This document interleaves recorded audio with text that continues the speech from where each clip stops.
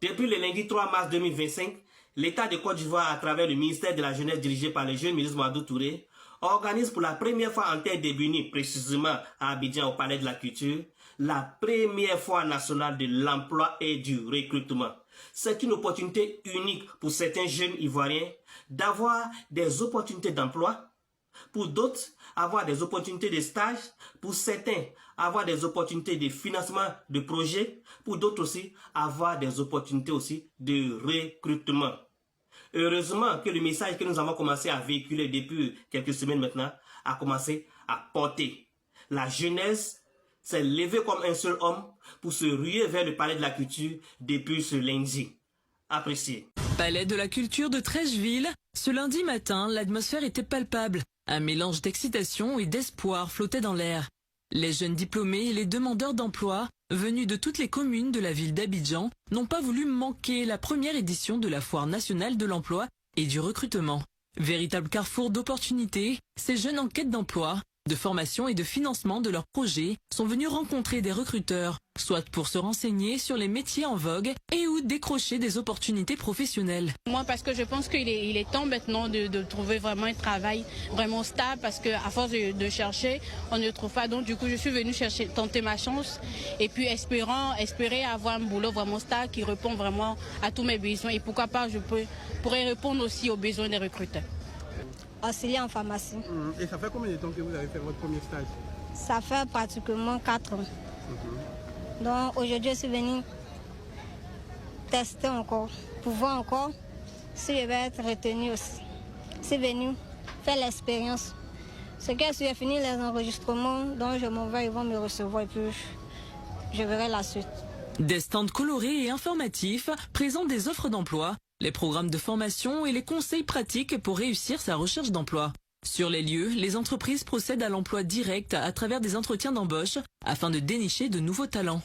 Et là, on cherche des tuteurs, des soudeurs, des chaudronniers et des gens qui sont dans le domaine du génie civil. Et à côté de ça, on a d'autres postes administratifs qu'on va recruter en amont par rapport à nos différents besoins en interne.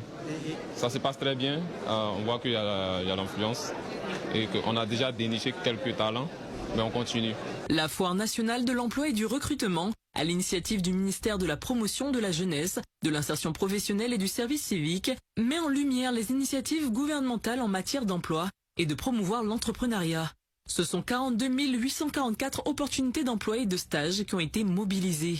Aussi, 1260 jeunes entrepreneurs seront financés à hauteur de 1,5 milliard de francs CFA, ce qui va permettre de soutenir la création et le développement d'entreprises locales. Nous voyons l'engouement des entreprises, 146 entreprises et cabinets de recrutement dans tous les domaines, BTP, agro-industrie, tourisme, etc.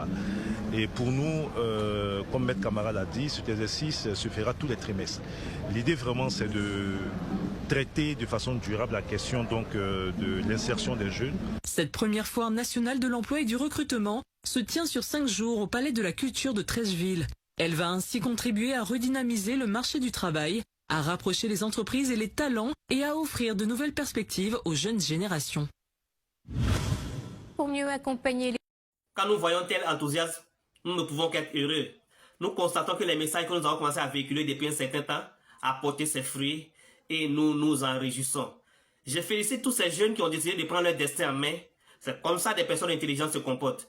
Je profite de l'occasion pour lancer un appel à tous ces jeunes qui n'ont pas encore compris que, quelle que soit la personne qui est au pouvoir ou bien qui sera au pouvoir un jour, seul votre travail va vous donner à manger.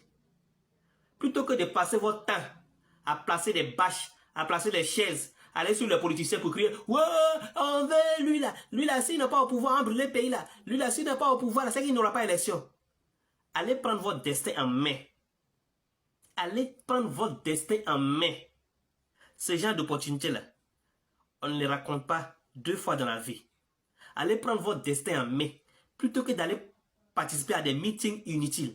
Si vous voulez là, ce qu'il a dit là, prenez ça au sérieux. Si vous voulez aussi, ne prenez pas ça au sérieux. C'est votre problème. L'essentiel est fini de parler.